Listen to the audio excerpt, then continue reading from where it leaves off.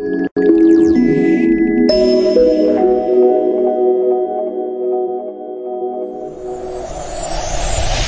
guys, in this second part of the tutorial, we're going to be taking a look at adding in all the matte elements to finish the landscape. There's quite a bit here, so let's go ahead and get started. First thing I did was, there was just a little bit more painting I wanted to do. I wanted to add something to that middle platform. It was looking really bare. I just added in a couple little pieces of land to break it up. And now I'm starting with the matte elements. And matte elements are basically photo elements taken from stock photos to use in your painting. And as I've explained before, a lot of times this is used in video production to create backgrounds that wouldn't quite be financially reasonable otherwise, or would be too time-consuming to do. So by using a matte painting, you can add in these elements. And I started out with some clouds, and you saw me use a Curves Alpha mask, which I've gone over in a previous tutorial. I think extraction methods. And what you do is you basically go into your channels, find the channel with the best contrast, and then copy that channel and bring up your curves and create a high contrast mask. And then you see me when I bring it in here, I adjust the curves again using the channels to kind of color match it with the sky itself.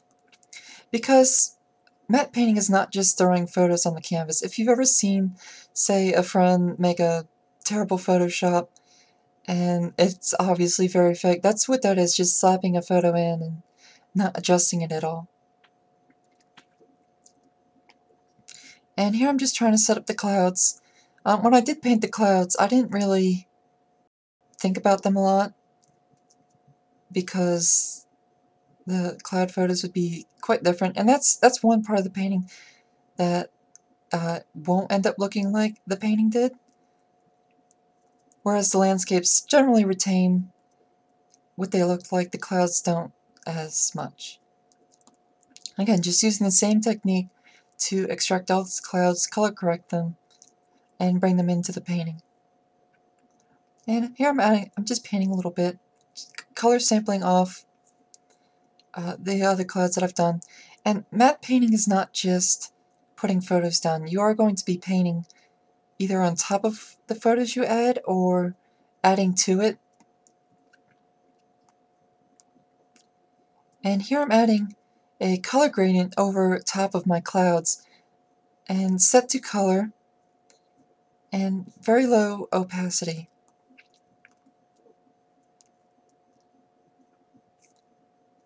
And I'm trying to find the right hue for them to match the sky and really make them fit in.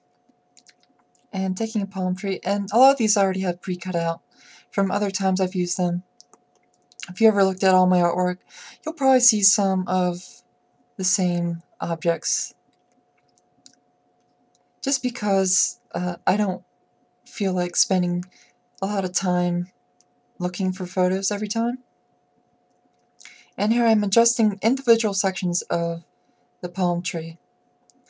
Bringing up quick mask with Q and just brushing over some of the brighter hits on the palm tree to bring it in line with the lighting that's going to be over it, because there is going to be no direct lighting, so you don't really want any section that's going to look like it's brighter than the rest. It's all going to be fill and ambient lighting.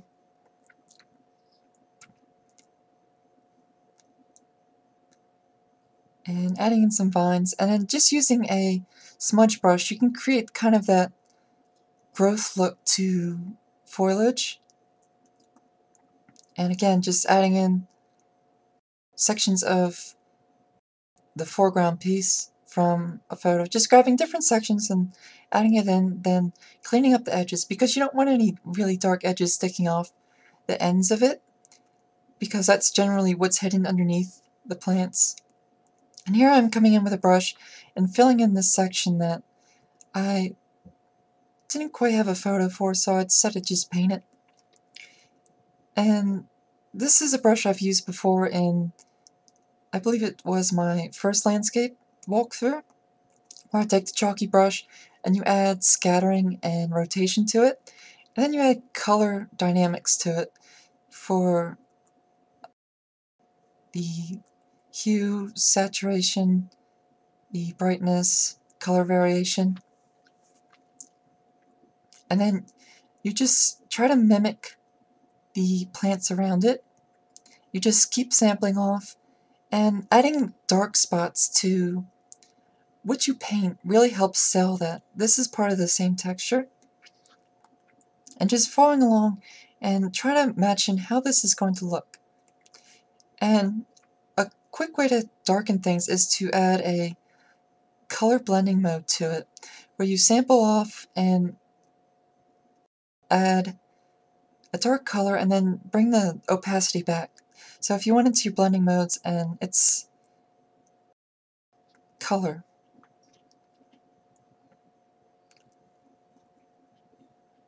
and then just again adding in a photo element to help speed it along, because painting realistically to match plant textures is somewhat tedious and time consuming.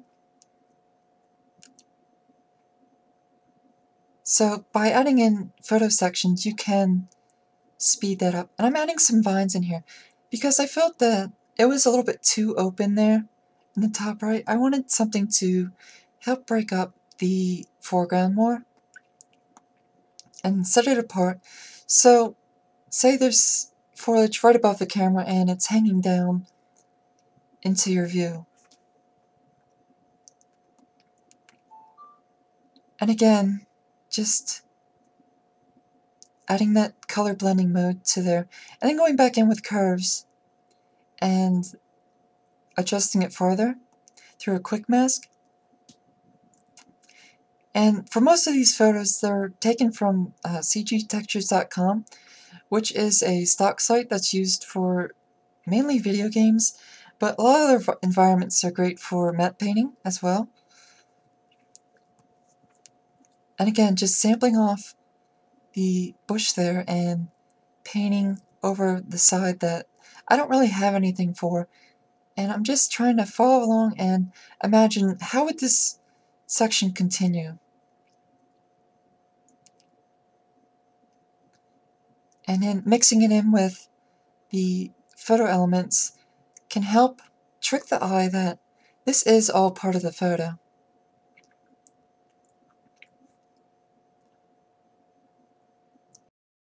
To create lighting is a simple trick where you basically paint with light. It's similar to how, say, a 3D program would render something, where you set the color overlay to, in your blending modes, to the color as I've done for the other objects, and then you create a duplicate of that layer, and then set it to screen, and mask it, and then taking a soft brush and you paint over the sections that will be hit by light, and you can adjust it farther with curves to make it fit better so it's not just washed out. And now I'm starting on the main landscape here, just painting in, trying to clean up the edge. And you'll see me quickly just grab sections of photo. And again, just creating little dark spots to help create depth in the foliage, because it was looking a little flat and I wanted it to match more with other things I've done in the painting.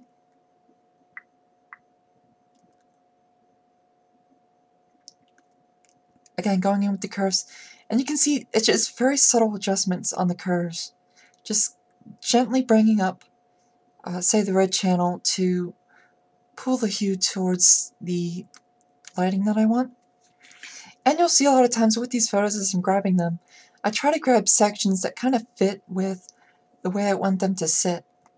So that first section you saw there was kind of facing towards the camera, and so I put it on the same side of the mountain that's facing the viewer. And I'm just grabbing in sections and kind of just stitching them together for now.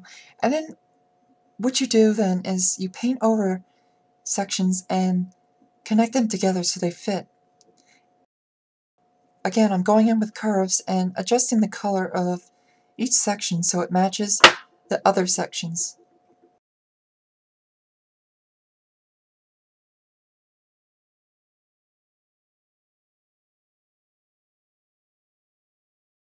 Now going in with painting and painting rocks, and you paint rocks a lot of the same ways as you do the foliage, except instead of having it as scattered quite as much, you don't have it quite so high, and just having that rough, chalky brush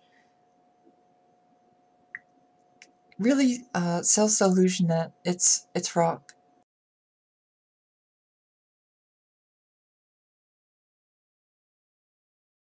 And way up close at 100%, it might not look totally believable, but when you pull back and look at the whole painting, you don't notice that there's brush strokes in there. It just all looks part of the photo. And that's really an important key in matte painting, is that you're not trying to paint every single detail. You want it to be kind of an illusion to the eye. Because a lot of times in, say, a video, how long is that single background really up for? A lot of times it's up for, say, a few seconds as the scene goes, and then it disappears. So you also have to remember when you're matte painting that the background is not always the star of what's going on.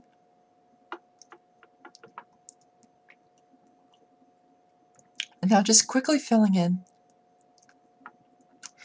And a lot of it's going to be hidden by the elemental.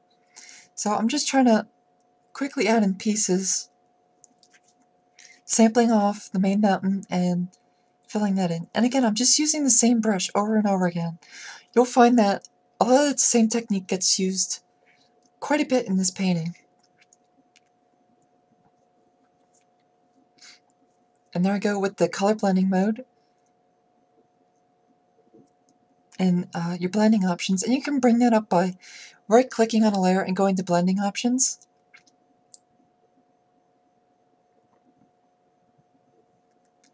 And just setting a nice dark color, and then I'll duplicate that layer and just do the same technique I'll do for pretty much most of the painting, where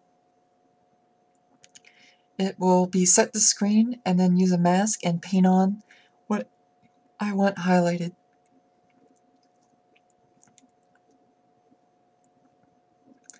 And I'm trying to adjust the hue of that piece of particular land to match the overall color scheme of the painting, which is kind of more of a warm yellowish red.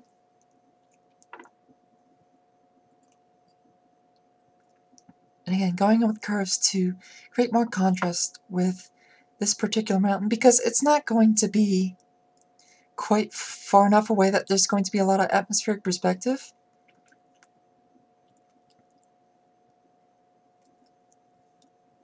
And you saw me create a new layer in there, a curves. Sometimes for bigger sections of pieces, you'll want to add a individual curves layer to that section, and then you have it mask inside of the previous layer. And that way you can add deeper shadows, so closer to the ground where it's going to be receiving less ambient light and bounce light. It's going to be darker than, say, the shadows towards the top of the mountain, where it's going to be picking up more light from the sky itself. And here I'm going in with the waterfall. And waterfalls are kind of tricky because most of the time I find that painting them really works for me. If this was going to be moving footage, you would probably have a video of what's going to go in there, and you could use that. But for this, I just painted in. And a lot of this little section I did decide to paint because it was easier than finding a bunch of photos to kind of create this little jungly section in the space between the mountains. And again, using that same color blending overlay.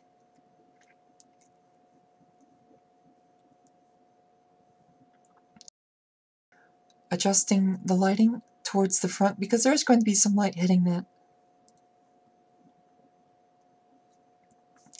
I'm coming in, it's sort of like a splashy brush, and just very loosely painting in some falls coming off the river there. And then with waterfalls, a lot of time there's darker sections, and that'll be because the rock is showing up through the back. You know, waterfalls are usually not just this big dropping thing of water. They do break up as they fall down. They don't fall in just, like, say the water out of your sink.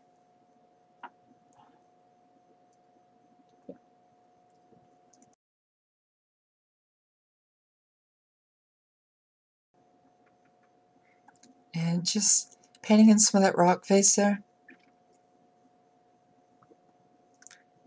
Again, using the same brush. You'll find that most of the matte painting done in this particular painting is done by the same exact brush, which is very useful for creating rocks and foliage. And you saw me there create some mist coming off the bottom of the waterfall because it will create a lot of mist coming up from that section, and it does help create kind of depth and kind of show the viewer that there is stuff down there. You know, you don't want to just think about what you can see on the painting itself. You also want to think about the painting as a whole. So what's down in that ravine, or what's past these mountains, or what's behind this? You know, how does it all fit together? And just painting this cliff face, adding some foliage to it. And I was trying to play around with how this section was going to go, because I wasn't quite sure what to do with it. And I thought that maybe I could just have some foliage kind of ringing around the edge of it, and with vines hanging down onto the cliff face. And you'll see me just painting them in. And I'm sampling off of that first bush that I did. And a lot of times when you are filling in with painting instead of using photo elements, you can just use that initial photo to get you started, and then you can really paint the rest of it. And as long as you mix it in properly and match the color and overall texture, it's very hard to tell apart. As long as you're not, say, have your face planted right against it, or zoomed in completely. And I thought about using a real texture on the cliff there, but I didn't quite like it, and I will get rid of that. And again, just sampling off and adding some little bright spots to the top of the plants there. And to create those bright spots, you increase the scattering and spacing on your brush. So it'll have some spacing. I usually have the spacing around 150% when I'm doing the main foliage, and then I'll really crank it up much higher when I'm doing the little highlights and dark spots. And here I thought about having some palm trees lining this section, and I did add quite a few of them in, but I ended up not really liking them, so I kind of pushed them into the corner where they still stayed, but they're just kind of hidden there and they just blend in. You know, they're just kind of this secret little palm tree in the corner.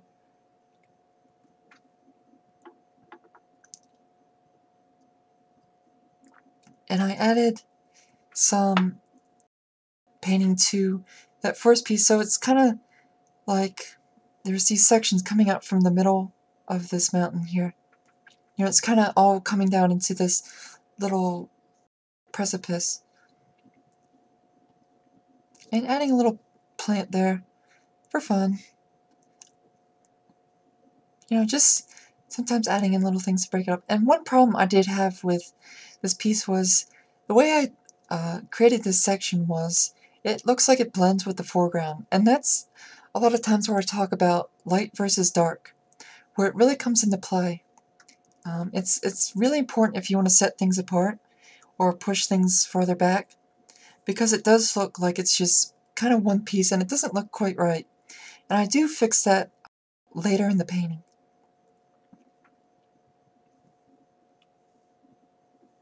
And just adding in a lot of palm trees. And I thought it would be kind of neat if the light kind of hit the tops of a few of them and came in. But it didn't sit well with me. And again, just using the same techniques over and over again, there is quite a bit of repetition.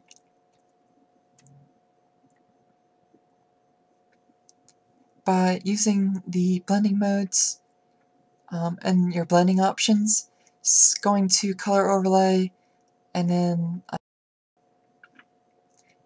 just lowering the opacity on that. And a lot of times you usually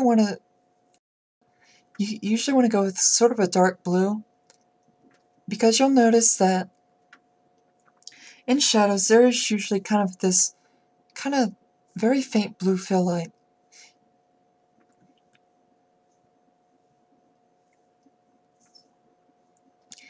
And I was just trying to find the right coloration for the palm trees, and I still wasn't happy. And here I am bringing in a nice central mountain area to add to the center of this platform. And you'll just see me quickly grab, using the lasso tool, a section of the photo, and then I'll clean it up once it's in the painting and adjust its color. And you notice that when I do grab these photos, I do kind of select them in the general shape of what I need. You don't always have this luxury, but it can help save you time. And that's also part of what matte painting is. It is there to save you time. I could sit there for 30 hours and paint all this foliage, but that would be a waste of my time. And it would end up rather tedious. I think by the end of the painting, you would probably just want to be done with it and not even care anymore. And when you are working in production, there is also that time essence. You are working under a budget constraint. So you do want to work in a manner that's quick, but still provides the look that you need and the quality that you need. And doing certain things is going to take longer than others. So doing a full city matte painting is obviously going to take you much longer than doing a jungle landscape. And I find in general that urban areas do take longer to paint because you have to be more careful with your brush strokes. You can't just kind of free flow. In human structures, there's all these straight lines and edges to them, and perspective is much more important, because in this landscape, yes, there is a horizon line, and when I'm looking over that, say that cliff face is below the horizon line, so I can see on top of that. But, overall, it's not as big a deal. I don't have to watch out for angles.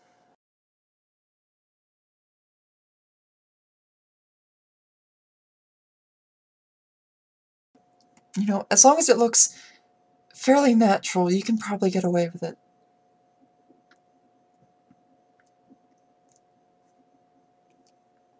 And that's another thing in painting. If it looks right, then, you don't have to worry about it too much. And here I'm adding in some rocky surfaces to the top to break up that grass. And just adding a couple dark edges helps create the illusion that some of these rocks are kind of poking up.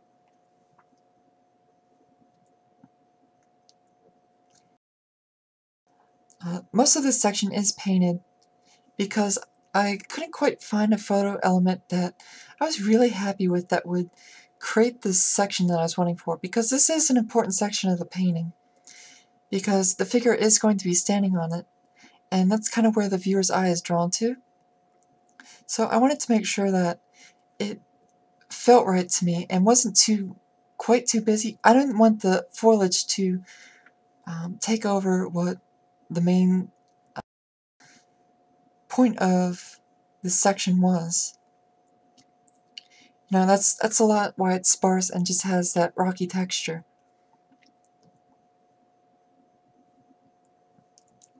And using the tilt feature of Photoshop, that's something I never had before because I always use CS3. So I'm still getting used to it being there, and I don't quite use it very often as I would like. But it is quite helpful being able to tilt the canvas, because it does let you create the same angle of painting with your tablet, so you don't have to kind of twist yourself around to kind of match the direction you want.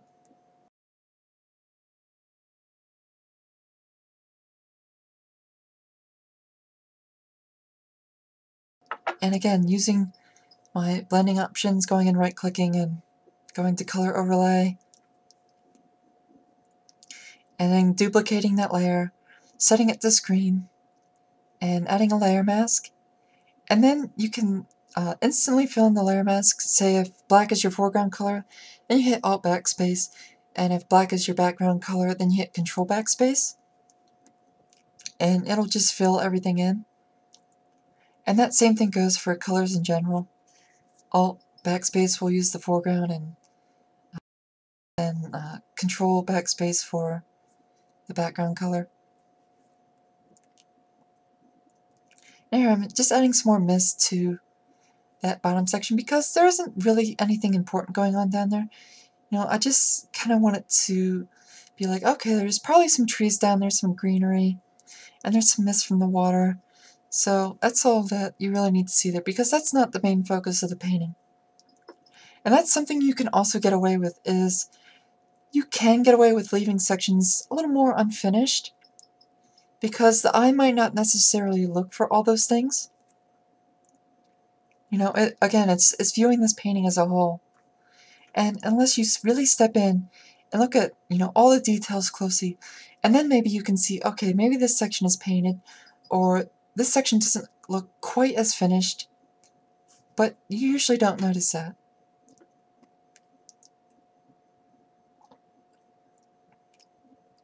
Again, just grabbing sections, cutting them out with the lasso tool in the direction that I want, bring them in, and then color adjusting them using curves. And you'll see me go up to where it says RGB and bring up the channels, and placing a dot towards the center, and then gently bring it up will increase that color, and then dragging it down will desaturate that color. So you can create, say, orange by increasing the red channel and then reducing the blue channel, and that'll shift the color in the orange direction. You know, this is where understanding colors kind of comes into play. And if you ask me to explain color theory, I don't know if I could actually do it. It's just sort of kind of a memory that I've built up in my head by using it over and over again. You just kind of learn how things work, and when you're painting, you can just sort of go, oh, okay, if I do it like this, it'll produce this.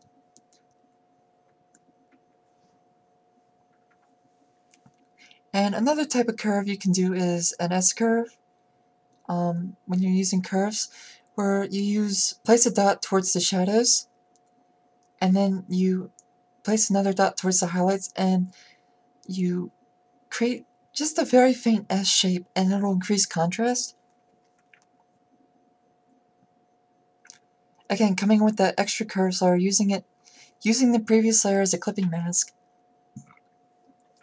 And if for some reason it's not clipped into the previous layer, you can hold Alt and click between the layers, and it will clip that layer into that previous layer. And what that basically does is it makes it so the thing that's clipped only shows up on the previous layer.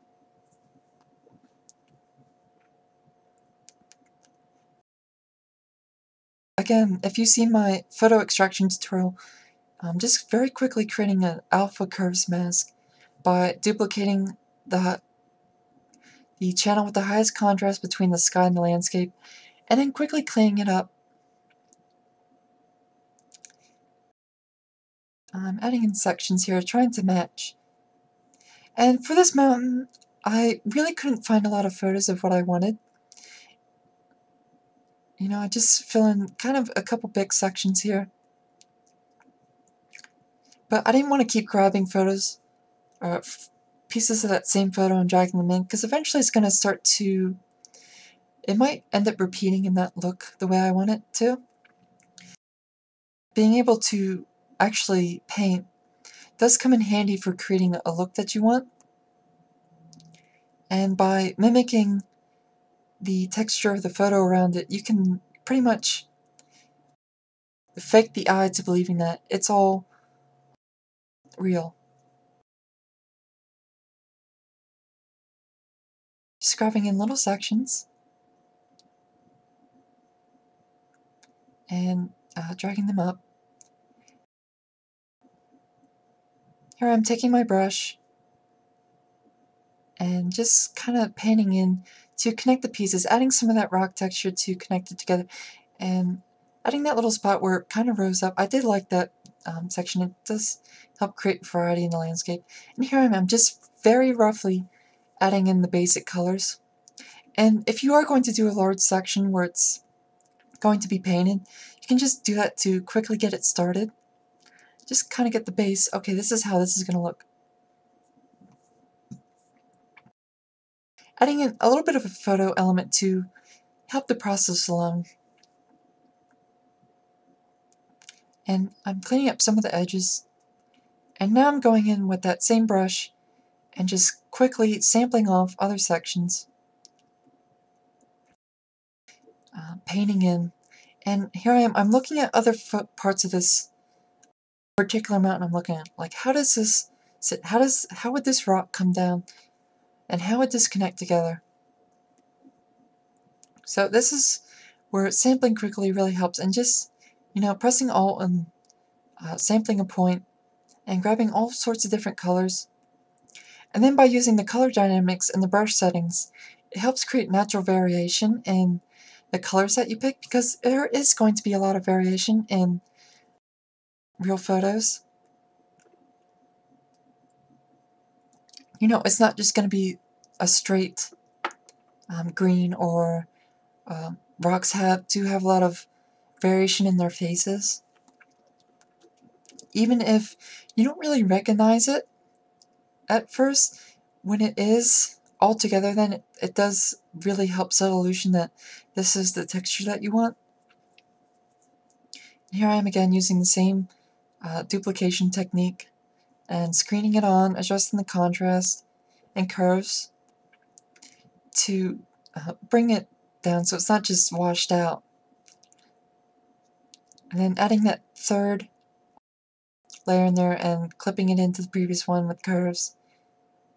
And then by doing that, you can just paint in what you want to be darkest. It gives you a lot of control. And you'll see me using quite a bit of layers, but this gives me the most control over what I have.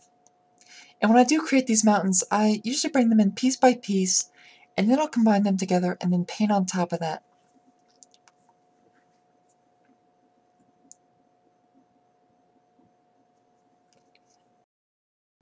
I'm sure by now you've noticed that it is really a lot of the same techniques, especially in a landscape like this, because a jungle landscape isn't going to have a ton of variation in it. I mean, there's going to be different sections, of course, and areas up close, I have to treat differently, because you are going to see individual leaves, say, in the foreground. And that's something else you do have to watch out for, is your overall scale.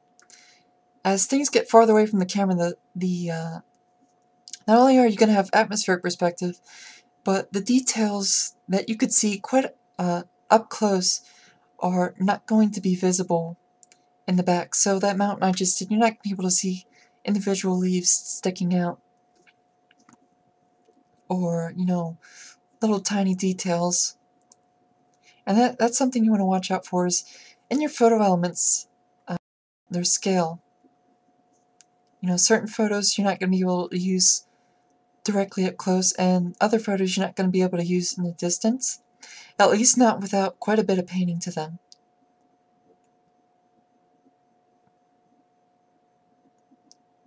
And you saw me quickly fill in that cliff face, just grabbing that nice vertical cliff texture from that stock photo. Again, just connecting these pieces together. And I did want to have a way to kind of separate these two mountains, so I am having kind of a flatter face facing towards the camera. That way when I do create the shadow, it kind of sets it apart from that first mountain there. And you can't always do that, but it can help kind of break apart your pieces that you're working on. You know, you won't always be able to separate. And again, I'm just sampling and painting in, you know, trying to connect those pieces together.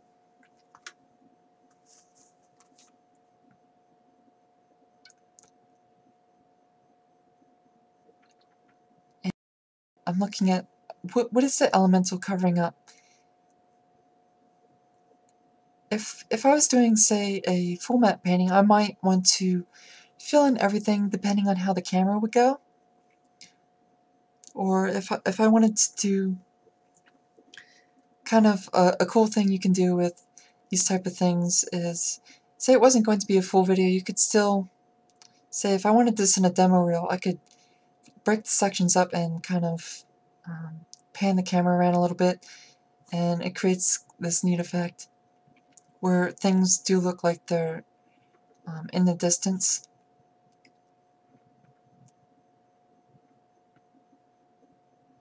And I wasn't really happy with how this mountain was looking. You know, parts of it looked kind of pixelated. It wasn't really matching the quality of the other photos I was using. So I came back in with the brush and I added, you know, I painted over quite a bit of the photo I wasn't happy with and adding more shadow sections to help create depth to that foliage, because this particular section was not quite as far away. And because the lighting is on a mask, if I duplicate that again, I can just copy the mask by holding Alt and dragging it onto the new duplication to quickly add that back. And just very briefly painting in that far mountain. I didn't really want to add any real texture to it. No, just painting in briefly, adding a small variation to it, because this mountain there would be pretty far in the distance and you would pick up very little detail. So if you've ever been driving and you look at things really far away, they just, you know, they almost appear like a silhouette against the sky. Especially if there's any kind of weather conditioning on, any kind of haze, you know, it really increases that.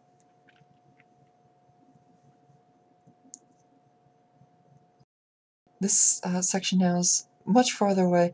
So when I am adding that blending color overlay, it's going to be a bit brighter and bluer towards the sky. So as you get farther away, you're going to want to sample up the sky more. And when you're closer, you still will sample off the sky, but then you darken it almost all the way down. And I didn't really like how that mountain was sitting. It was a little bulky, and I'm just painting in over top of it to kind of set up how I want it to look. And very quickly cutting out some photo elements. And then overlaying them on top. And just, again, when I cut them out, I'm following along that painting that I did. And this is where, when I mentioned that you kind of want your photos to conform to what you've done, where that comes in handy. Because I know what to look for, I know what to grab out of these photos, and I know how to connect them together to make it look how I want them to.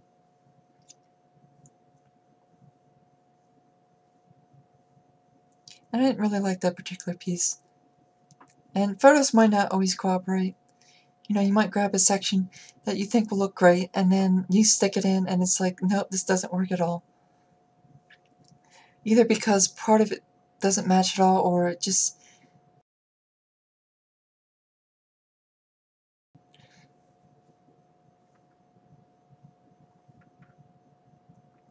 And adjusting that blending color overlay, I'm really leaving it much higher this time, and adding in some very faint highlights to the back side of that mountain that's facing towards the light source. And here I am filling in this middle section. I just grabbed another flat piece of land. It's not even a jungle, but you know, by painting over it a little bit and just kind of fitting it in there, you can't really tell it apart from the rest of the painting. You know, when trees get that far away, they kind of take the same texture, and that's a lot of how I use that brush, is that by using that brush it creates that leafy texture that a lot of plants seem to have. And I'm darkening this front area because it is closer to the camera. And by using a quick mask and a soft brush I can do that.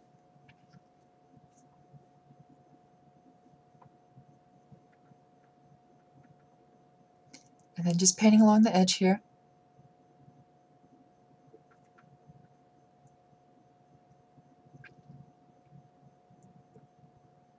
You know, trying to connect it to this cliff face. And just quickly sampling in off the photo and painting in the back there. You know, it is kind of hidden back there, and as it gets into the distance, I don't have to worry about as much detail. And, you know, this is coming to a close now, and you'll see just by using a lot of the same techniques and quite a bit of painting, you can really create this illusion that all these photos started here. It was this one complete landscape. And here I'm adding a curves adjustment, and this I've done to the whole photo to create a sort of a vignette effect, because the foreground is going to be darker. I want light streaming in, and for the light streaming in, I do create sort of this light source and bringing up the right curves and kind of directing it towards that the top of the cliff face there where the figure is standing. And that's going to do it for this part of the tutorial. In the final part, I'm going to be detailing the elemental and adding any finishing touches.